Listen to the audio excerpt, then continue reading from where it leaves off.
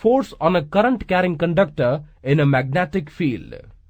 A.M. Ampere suggested that if a current-carrying conductor produces a magnetic field and exerts a force on a magnet, then the magnet should also exert an equal and opposite force on the current-carrying conductor.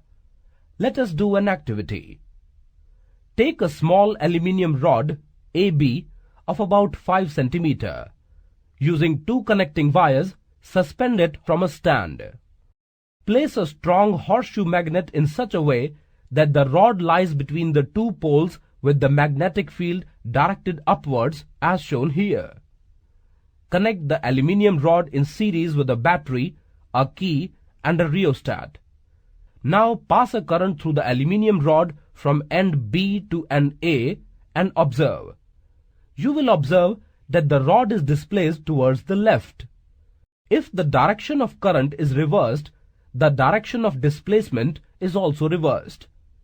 It is now towards the right. From this activity we can say that the force exerted is maximum if the conductor is perpendicular to the magnetic field in a current-carrying conductor.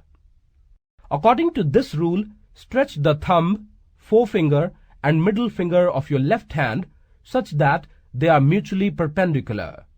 If the first finger points in the direction of magnetic field and the second finger in the direction of current, then the thumb will point in the direction of motion or the force acting on the conductor.